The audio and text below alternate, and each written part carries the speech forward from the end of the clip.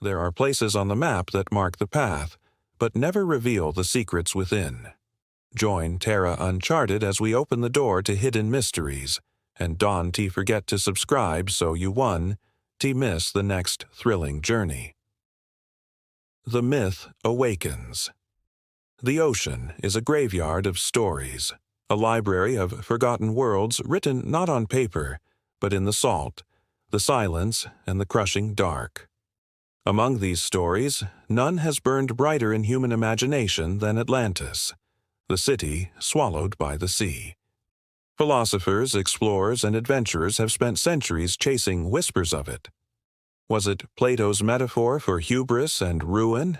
Or was it, in fact, a real place, an empire whose bones now rest in the deep, guarding secrets too terrible or too wondrous to reveal? Legends claim Atlantis was no ordinary city.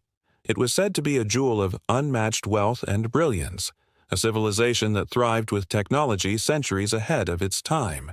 But what if those tales of gleaming towers and golden streets missed the true heart of Atlantis? What if, hidden beneath its grandeur, lay a chamber, a vault, the ultimate treasury of knowledge, relics, and power? If Atlantis truly fell beneath the waves, then so too did this vault, the drowned vault. For centuries, adventurers and empires alike have hunted for this forgotten treasure. Some believe it lies somewhere in the Mediterranean, near the ruins of Santorini or Crete, tied to ancient volcanic eruptions. Others swear it's hidden in the vast emptiness of the Atlantic, buried in the same shifting seafloor where ships vanish without a trace in the Bermuda Triangle. Wherever it is, the vault has never been recovered, or if it has, those who found it never lived to tell the tale. But the ocean has a way of offering glimpses. Pieces of wreckage wash ashore, coins etched with strange markings surface in forgotten shipwrecks, and sonar scans sometimes reveal shapes that defy explanation. In 2001, a team mapping the seafloor near Cuba claimed to discover geometric structures nearly 2,000 feet below the surface, massive stone formations resembling avenues and pyramids. The report was quickly dismissed, and the data disappeared into obscurity. Skeptics laughed. Believers whispered, had they found the edge of Atlantis's drowned vault? The story begins again, not with Plato, but with a modern crew. A salvage expedition led by Dr. Helena Cross, a marine archaeologist obsessed with the legend since childhood, set out to explore a recently uncovered anomaly deep in the Atlantic. Helena's reputation was controversial, mocked by academics, adored by adventurers, and quietly watched by governments. To her, Atlantis was not a metaphor. It was unfinished business. Her journey began after a fisherman off the Azores pulled a strange artifact from his nets, a tablet carved from an unknown alloy that shimmered under the light, resistant to corrosion. The markings resembled both Greek and Egyptian hieroglyphs, yet matched neither perfectly. One symbol repeated again and again, a spiral leading inward to a sealed circle. The fisherman, unsettled, sold it in silence. Helena bought it, and her obsession roared to life. The tablet was the key. Using satellite scans and seismic readings, Helena traced a chain of anomalies stretching across the mid-Atlantic ridge. One site stood out. A depression on the seafloor shaped almost like a crater, but too symmetrical, too structured to be natural. It was here, she believed, that the drowned vault waited. The expedition was launched quietly, with little press and less oversight. Funding came from shadowed investors who insisted only on results. Her crew was a patchwork: seasoned divers, a skeptical geologist, an ex-Navy sonar operator, and an engineer fascinated by lost civilizations. Each carried their own doubts, but also their own reasons for risking the deep. As their vessel approached the coordinates, the ocean changed. The water grew unnaturally still, the sky an oppressive gray, as though nature itself disapproved of their presence. Instruments malfunctioned. Compasses spun without reason. The sonar operator, Ramirez, muttered that the sea here had a heartbeat. Helena ignored the omen, though a chill lingered in her eyes. descending into the depths, the first glimpses of the site stole their breath. Floodlights revealed stone structures scattered across the seabed, half buried in silt. Pillars carved with symbols stretched like the skeletons of drowned titans. And there, at the center, rose a massive arch, its keystone etched with the spiral from Helena's tablet. The crew was awestruck, torn between terror and wonder. The geologist whispered, "This shouldn't exist. Not here, not at this depth." But it did exist. And behind that arch, sonar picked up something vast, an empty cavity stretching far below the seabed. The readings were impossible, defying rock density and ocean pressure. It was as if a cavern, perhaps a vault, yawned beneath them. Helena felt vindication, but also dread. Ancient myths had warned that Atlantis's fall was punishment, that the gods buried its arrogance beneath the waves. If the vault was real, then maybe it was meant to stay hidden. That night, strange things began. The divers reported hearing faint echoes in their helmets, voices too garbled to understand, yet too human to dismiss. Equipment recorded fluctuations like whispers carried through static. One diver swore he saw a light flicker within the arch, though no lamp was there. The ocean, it seemed, was not just water and stone. It was memory, and it was awake. As Helena reviewed the day's findings, she noticed something chilling.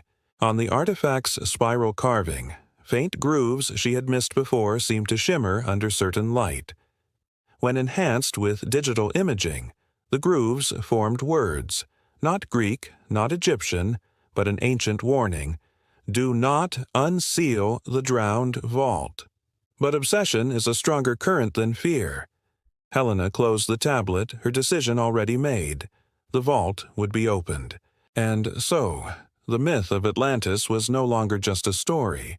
It had awakened. Descent into darkness. The ocean does not give up its secrets easily. Helena Cross knew this well. Yet as she stood in the control room of the expedition vessel, staring at the glowing sonar display, she felt the weight of centuries pressing down on her shoulders. Before them lay the impossible archway, its spiral markings shimmering faintly as if reflecting light that wasn't there. Beyond it stretched a blackness so complete that even their most powerful sonar returned distorted images, a void within the earth itself. "Pressure readings don't make sense," muttered Dr. Ellis, the geologist. His voice trembled, not from fear, but from confusion, the kind of confusion that destroys logic. There shouldn't be a hollow cavity this deep. The seabed should have collapsed millennia ago. Helena silenced him with a glance. She had waited too long, sacrificed too much to let science or superstition interfere. "We dive at first light," she said. The next morning, floodlights pierced the water as the dive team prepared their submersible. The ironclad, a reinforced exploration pod, looked small against the yawning abyss.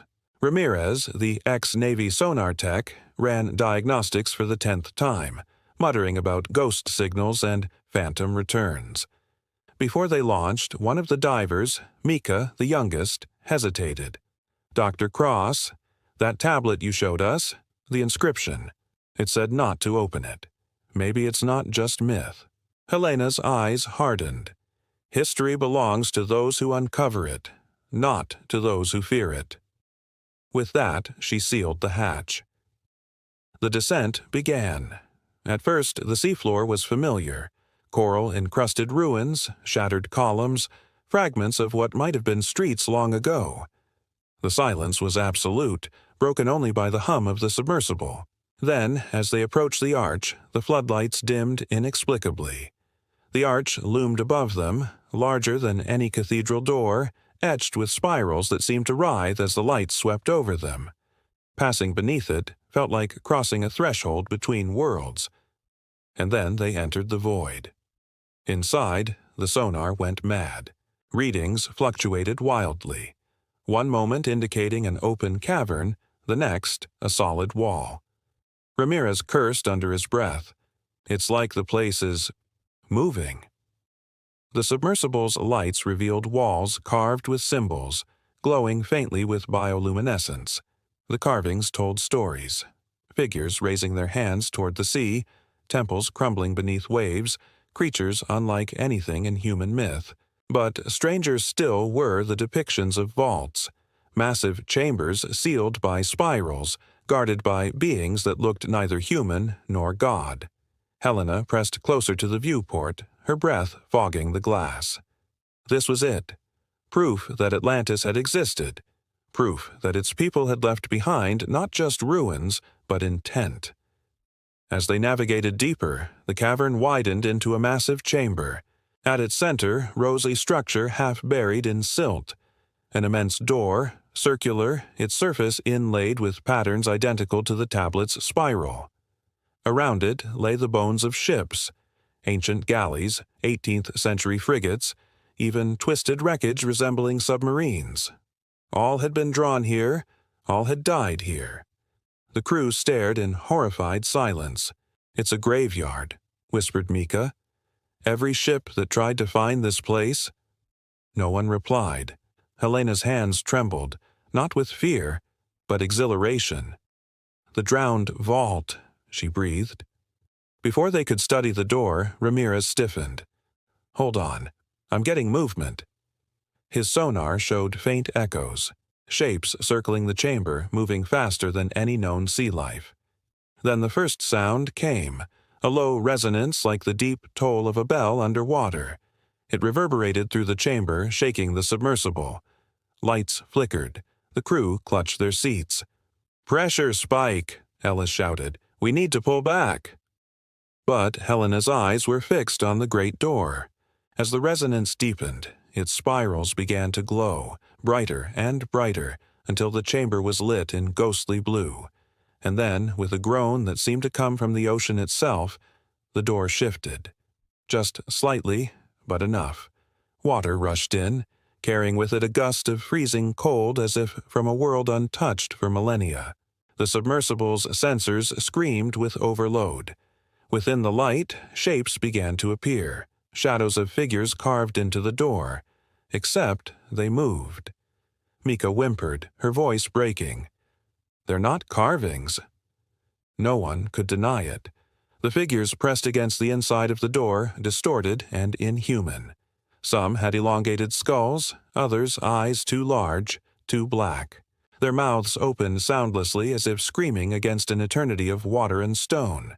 The resonance stopped. Silence fell again. And then a voice. Not through speakers, not through comms, but in their minds. Cold, alien, layered with countless tones. "Leave!" Helena gasped, clutching her head.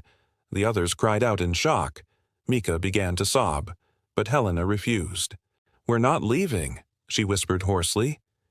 "Not after coming this far." The door's spirals pulsed one last time, then dimmed, leaving the chamber in near darkness. The sonar cleared, showing only emptiness. The shapes were gone. The crew demanded they retreat, but Helena ordered the submersible anchored to the seabed. They would study the vault, piece by piece, until it yielded its secrets. That night, as the vessel floated above, strange phenomena plagued them. Lights flickered. Crew members heard whispers through the hull, voices speaking in languages long dead. One diver awoke screaming, convinced he had drowned in his sleep. Another found seawater dripping from his cabin ceiling, though no leak existed. In the control room, Helena studied the tablet again. She traced the spiral with trembling fingers, remembering the inscription. "Do not unseal the drowned vault." Yet beneath her fear burned obsession, for the vault was real, and behind that impossible door lay treasures the world had forgotten, or been forbidden to know. The ocean had given them a glimpse, but at what cost? Helena did not yet realize it, but the descent had only begun. The vault was not a relic. It was alive, and it was watching them. Echoes of the forgotten. The chamber of the drowned vault had grown eerily quiet after the resonance faded, but silence in the deep ocean is never empty. It is alive, with pressure, with memory, with things waiting. Helena Cross refused to retreat. The submersible ironclad lay anchored in the silt, its lights trained on the colossal circular door. The others whispered about curses, about turning back before it was too late. But Helena's obsession was no longer something she could disguise. This was her life's work materializing in steel and stone before her. That night, when the rest of the crew tried to rest, Helena returned to the control panel. She replayed the sonar data from the door's brief awakening. Each pulse wasn't random. It formed a pattern, a sequence. She overlaid it with the markings on the ancient tablet. The spirals aligned perfectly like a lock waiting for a key. Her fingers trembled as she whispered to herself, "It's not just a vault. It's a message." The next morning, Helena summoned the dive team.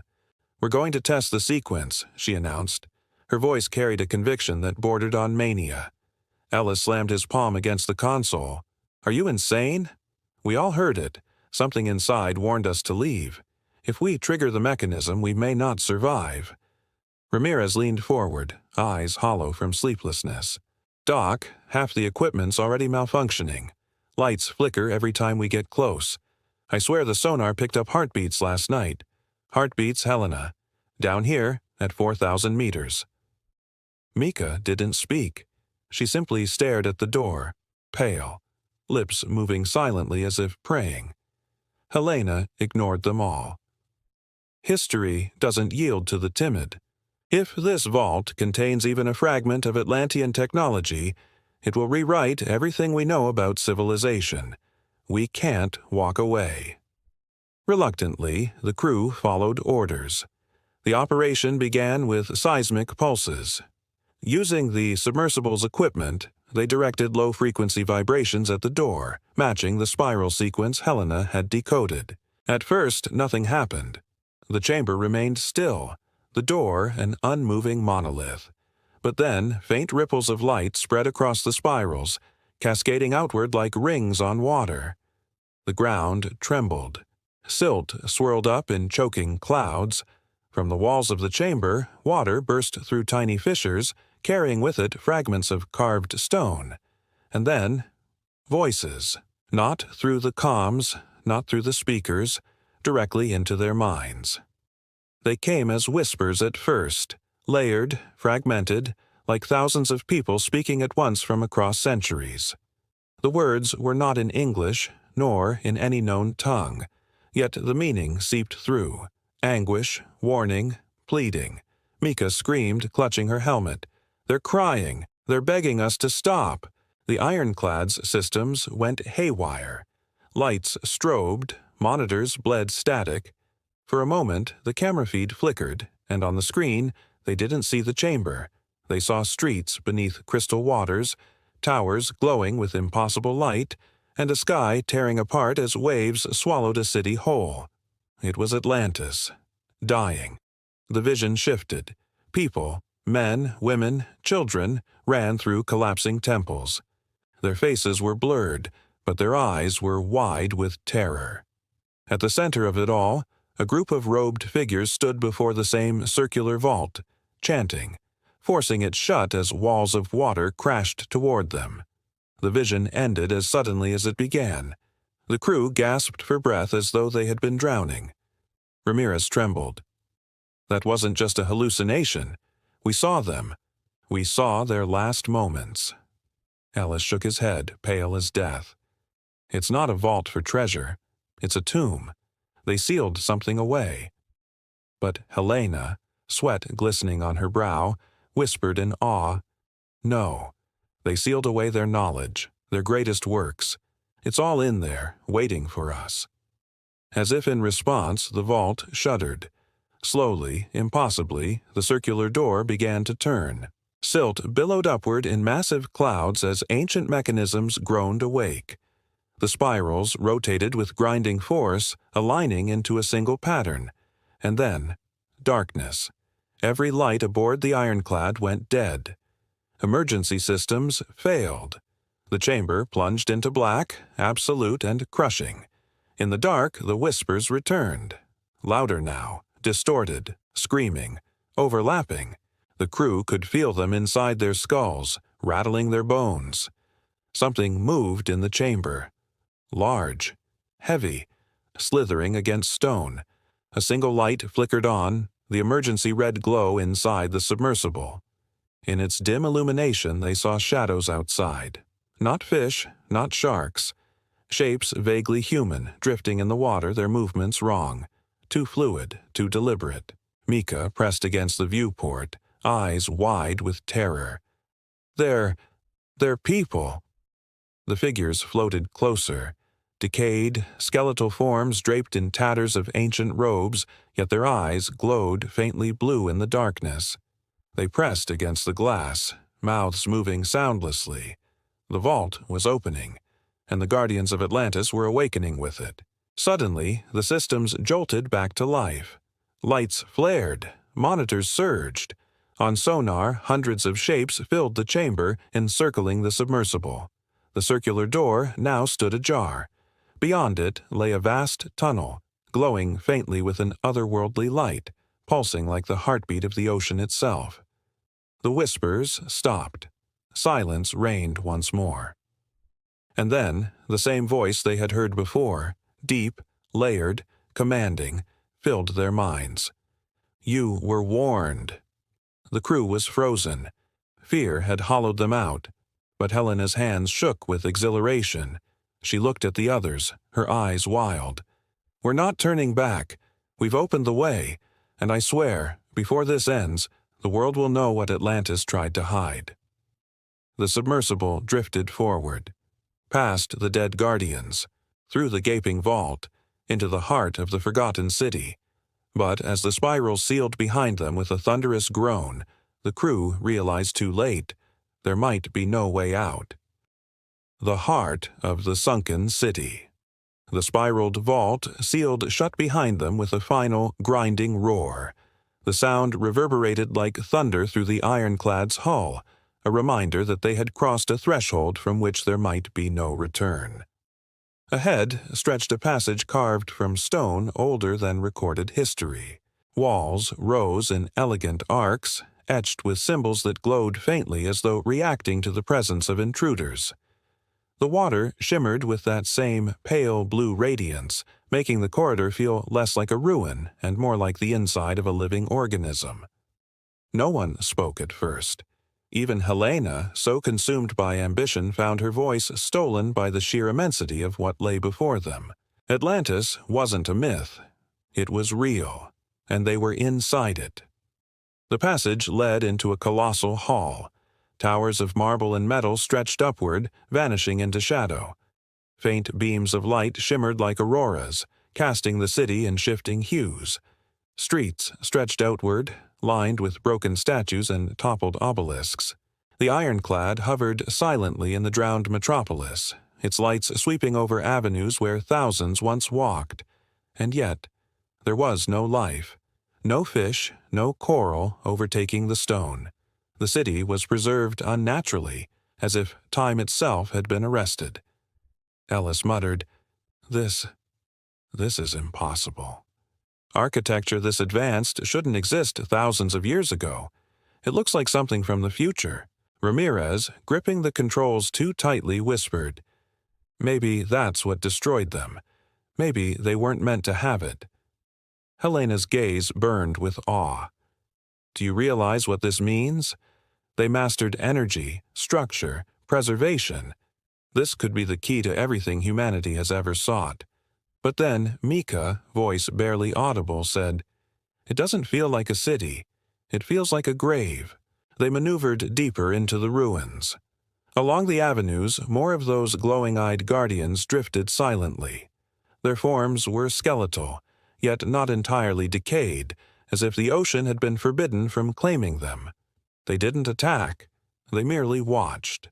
Silent witnesses, cursed sentinels. And then they reached it, the central structure. At the heart of Atlantis stood a temple, towering and intact, its spire piercing upward into darkness. Symbols spiraled up its walls, converging on a single emblem, a radiant sun cradled by waves. The doorway gaped open, light spilling out in slow pulses like the steady beat of a colossal heart. Helena's hands shook as she whispered, "The core. This is where they stored it." The submersible drifted closer. Inside, the temple was a cathedral of the impossible. Pillars carved from crystal glowed softly, each one etched with writing that seemed to shift when observed. At the center of the chamber lay a pedestal of stone, upon which floated a sphere of liquid light, suspended without support. It was alive. The crew stared, breathless. The sphere pulsed gently, casting waves of luminescence across the chamber. Every pulse carried not just light, but sensation, memories. For a moment, each of them was someone else. Ellis was a craftsman, hammering at metal that hummed with energy. Ramirez was a child running through sunlit plazas. Mika was a priestess chanting beneath a rising moon. Helena was a queen, seated on a throne of crystal, commanding storms and bending the sea to her will. And then, just as quickly the visions dissolved, leaving the crew trembling. This.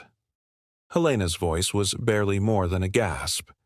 This is their knowledge, their power, condensed, preserved. It's what made Atlantis great. Ellis staggered back. It's not knowledge, it's a curse. Did you see it? Did you feel it? They destroyed themselves with this. But Helena's obsession was absolute. She stepped forward, reaching out through the submersible's manipulator arm. No, they entrusted it to us. To me. The moment the mechanical claw touched the sphere, the entire city roared awake. The guardians stirred, eyes blazing. Statues cracked open, revealing hollow shells that began to move. The ground shook as torrents of bubbles erupted from fissures. The sphere flared, blinding. The crew screamed as voices flooded their minds. Millions of voices layered over centuries, speaking as one. We warned you. You have unsealed the heart. Images ripped through them. Atlantis rising in glory, harnessing the sphere to bend oceans and summon storms. Cities bowing beneath their might. And then, the arrogance of kings, the hunger for more power, the storm they could not control. Waves swallowing towers, fire splitting the sky, the sphere at the center of it all, shattering their world. The voices continued. We sealed it to save the world, and now you would awaken it again.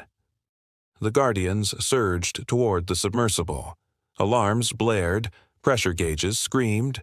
Ramirez fought the controls, struggling to keep the ironclad stable as cracks spread across the temple walls. Ellis grabbed Helena, shouting, "We have to let it go! We have to leave it!" But Helena's face was lit with rapture, tears streaming down her cheeks. "Don't you understand?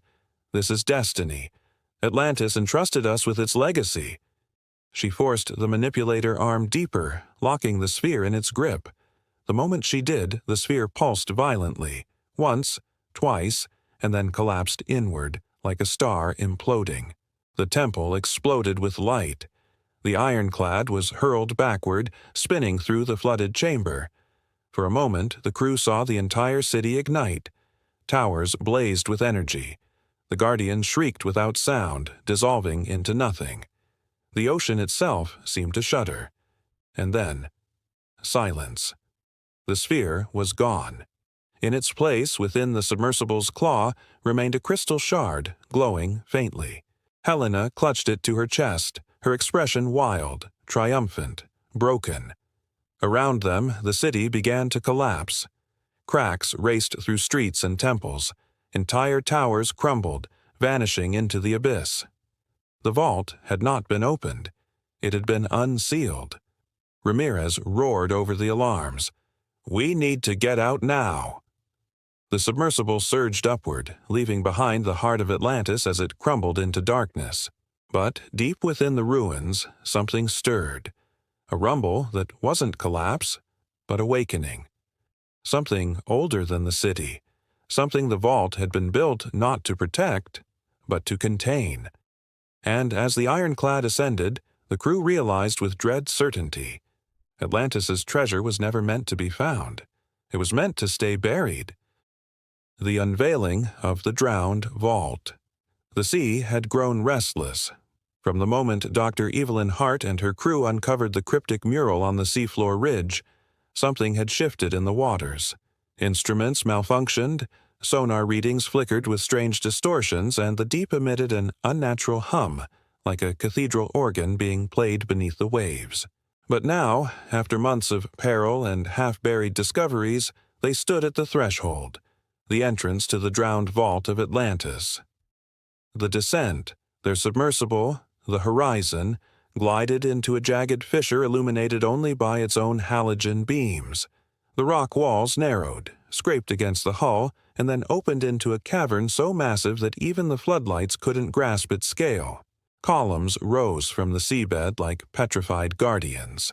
Coral-encrusted statues leaned against one another, broken but unmistakably Atlantean. And there, at the heart of the cavern, stood the vault. It was not a chest, nor a building, but something between temple and tomb, a massive dome of black stone, ribbed with metallic veins that pulsed faintly with light. The crew exchanged glances. Evelyn's hands trembled against the controls. "This is it," she whispered. "The legend wasn't just metaphor. They built a vault to withstand eternity." The opening drones were released to map the structure. What they revealed was both astonishing and chilling. The dome had no seams, no doors. Its surface shifted under the cameras, as if alive. When Evelyn touched the control screen to magnify a section, the image distorted. Then, unprompted, the drone's feeds cut to black. One by one, the floodlights around the vault flickered, and a low resonance echoed through the water. It was not mechanical. It was a voice. Not words, but sound that pressed against their bones, deep and mournful, like a choir trapped inside stone. The dome pulsed brighter, veins of light webbing outward. Against every instinct, Evelyn ordered the submersible forward. The dome split, not with force, but with silence. A seam spiraled open, like an eyelid unveiling the eye beneath. Inside was the treasure of Atlantis. The vault revealed piles of gold, chests of jewels. No, what lay within were crystalline constructs, arrays of glowing orbs suspended in liquid columns, each humming with contained energy. The light bent around them, warping vision, warping thought. Carved into the walls were glyphs depicting humans not as mortals, but as beings of radiant fire, wielding tools of impossible design. At the center of the chamber, upon a raised dais, rested a sarcophagus of glass-like stone, transparent, showing a form inside. A figure, humanoid but elongated, with features both beautiful and alien. The vault wasn't just a treasury, it was a tomb. Evelyn's breath caught. The last king of Atlantis. But as the crew stared, the sarcophagus shifted. The figure's eyes flickered with light. The curse awakens. The cavern shook. The crystalline structures flared, emitting streams of light that coiled like serpents. Instruments aboard the submersible went haywire. One crewman shouted, clutching his ears as the resonant choir grew louder, vibrating their very blood. The sarcophagus cracked. From within, the figure stirred. Its body glowed, fractures of brilliance crawling along its form. It was neither alive nor dead, but something preserved, an echo of a king bound to his treasure. The vault's purpose became clear. It was never meant to be opened. It was not a gift, but a warning. The collapse. The chamber convulsed, columns breaking as the vault's hum reached a fever pitch. Evelyn screamed orders to retreat. The submersible pulled back, but the fissure behind them was crumbling, sealing them inside. From the vault, light poured outward like floodwater. The figure within raised a hand, and suddenly Evelyn's mind was filled with visions. Atlantis at its height, towers of crystal rising above seas, its people harnessing power beyond imagination. And then, hubris, disaster, the ocean swallowing everything. The voice of the king echoed in her skull. "You were not meant to find us." and then darkness. Aftermath. Weeks later, only fragments of the horizon were recovered, scattered on the seabed miles away. The crew was never found, but one artifact washed ashore on the coast of Spain, a shard of crystalline stone, humming faintly with that same Atlantean resonance. Governments seized it immediately.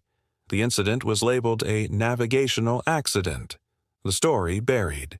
Yet rumors spread. Amateur divers reported lights beneath the Atlantic, strange songs in the water at night, and Evelyn's final transmission, intercepted by a passing vessel, leaked onto the internet before being erased.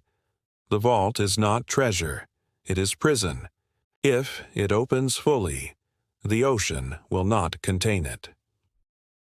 The invitation. So the question remains, did Atlantis hide its greatest wealth or its greatest curse? And if the vault has already begun to open, what else waits in the drowned ruins, hungering for release? What do you think? Was Atlantis protecting humanity from itself, or from something far worse? Subscribe to Terra Uncharted to uncover more terrifying secrets of the deep. Like, share, and comment your theories below. Your voice may guide our next dive into the abyss.